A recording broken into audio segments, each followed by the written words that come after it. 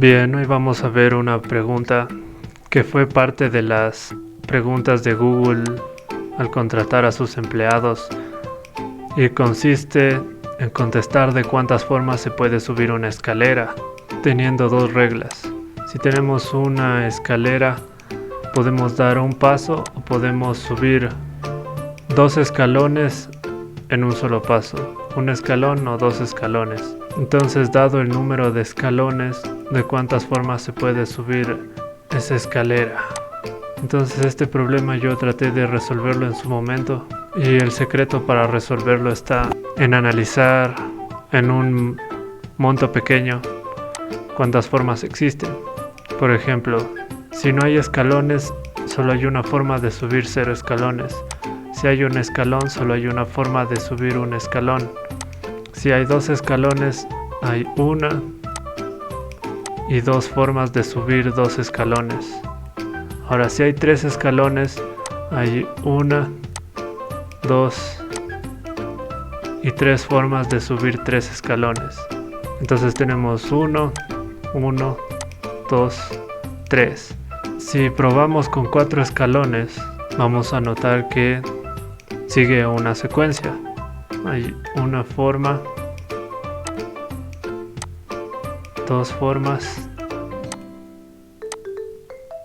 tres formas, 4 formas y 5. Ok, tal vez aquí no se entendió muy bien, así que vale la pena repetirlo. Tenemos 4 escalones. 1, 2, 3, 4. Hay dos formas que son bastante obvias, que es subir un escalón y luego dar dos saltos. Aquí tenemos dos formas de subir. La siguiente es esta. 3 formas. Y ahora dando 2.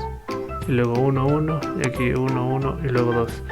Así que hay 2, 3, 4 y 5 formas de subir 4 escalones. Entonces, si representamos esto para 0 escalones, 1. Para un escalón 1, para 2 escalones 2, 3 escalones 3, 4 escalones 5. Esta secuencia es una secuencia Fibonacci y se puede representar como una función matemática. Y ya que se puede representar como una función matemática, se puede definir. En principio tenemos que f de 0 es 1, 0 escalones una forma. F de 1 es 1, un escalón una forma.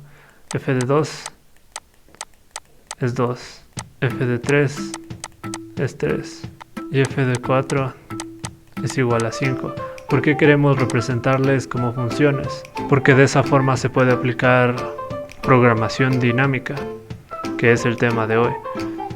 En última instancia, este problema de cuántas formas se puede subir una escalera es una secuencia Fibonacci, y para generar una secuencia Fibonacci se puede realizar un algoritmo recursivo que es poco eficiente, o se puede aplicar una solución de programación dinámica que nos da una complejidad cuadrática, me parece. Voy a echarle un vistazo al algoritmo. Aquí tengo un for, así que es una complejidad de O a la n, es una complejidad bastante buena. Solo hace n cálculos, por lo tanto, si yo quiero saber de cuántas formas se suben 50 escaleras, tendría que calcular hasta f de 50. Es decir, voy calculando f de 1, luego calculo primero f de 0, luego f de 1, luego calculo f de 2, luego f de 3, f de 5, f de 4, luego f de 5, que sería igual a 5 más 3, 8, y así voy calculando poco a poco hasta llegar hasta f de 50. Lo importante o el secreto está en que hay dos claves para aplicar programación dinámica, y eso es lo que vamos a ver en este problema. La primera clave es que para dar una solución hay que dar con pequeñas soluciones antes. En el caso de la Fibonacci, nosotros seguimos una fórmula, y es que f de n es igual a f de n menos 1 más f de n menos 2. Como pueden ver aquí, f de 4, que es 5, es igual a f de 3 más f de 2, ¿no? F de 4. Entonces es igual a f de 3, que es 3, más f de 2, que es 2, y eso nos da 5. Como se puede resolver f de n basado en resultados anteriores, se puede aplicar recursividad, y ese es el primer paso de la programación dinámica. El segundo es que estos resultados se pueden guardar y ahí se aplica la memoria. La memoria es la segunda clave de programación dinámica. Así que en mi código, que resuelve de cuántas formas se suben en escaleras, tengo esta lista de soluciones que representa la memoria. Para f de 0 tengo 1 y es lo único que tengo, f de 0, que es el caso principal.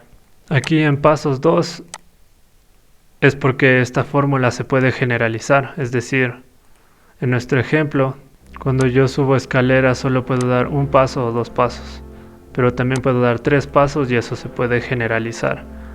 Entonces esta función es una generalización, pero por ahora solo importa dar 2 pasos.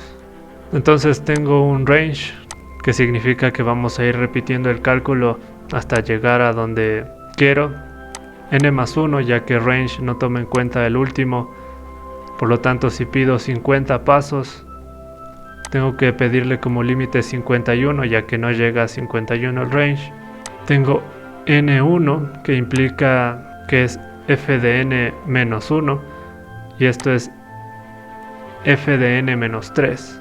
Y lo único que hago es mantener una suma donde siempre estoy sumando f de n menos 1 más f de n menos 2. Y como siempre estoy sumando f de n menos 1 más f de n menos 2, tengo que ir restando f de n menos 3. Y esto funcionaría, bueno, aquí está la definición formal. F de n menos 1 más f de n menos 2 más f de n menos 3. ¿Por qué hago eso a cada rato? Porque si yo tengo f de 0 igual a 1, luego tengo f de 1 igual a 1, para sacar f de 2 sumo estos dos de aquí, pero en el momento de sacar f de 3 yo sumo este 2, le vuelvo a sumar, me da 4, y tengo que restarle este 1 y ahí me da 3, y para f de 4 yo sumaría este 3 dos veces, que me daría 6, ¿no es cierto? Sumo esto y luego le resto este 1 de aquí y eso me da 5. ¿Por qué sumo el 3 dos veces? En principio porque este f actual se convierte en f de n menos 1 y este f de n menos 1 ya tiene contenido este valor, por eso tengo que restarle f de n menos 3. 6 menos 1, 5. Si vamos a f de 5, mi último valor fue 5, por lo tanto aquí tengo 10 y le resto f de n menos 3. Entonces este sería 1, 2 y le resto el 2 y 10 menos 2 es igual a 8 y justamente 5 más 3 es igual a 8. Así que ahí se mantiene. Si quieren hacer un análisis más profundo, pues pueden tomarse su tiempo, pero no hay mucho que decir. Simplemente siempre estoy sumando f de n menos 1 y para contrarrestar resto f de n menos 3 y que así siempre me quede la suma f de n menos 1 más f de n menos 2. No hay mucho misterio en eso. Lo que quiero recalcar es que esto es programación dinámica porque para obtener f de 4 dependo de f de 3 y f de 2. Es decir, mi respuesta actual depende de respuestas anteriores. Entonces el problema grande se puede dividir en subproblemas y a su vez la respuesta de estos dos subproblemas se puede almacenar para usarse en el futuro y gracias a eso utilizar programación dinámica. En cualquier caso, si quieren pueden entrar a este notebook y leer el problema y la solución con más detenimiento.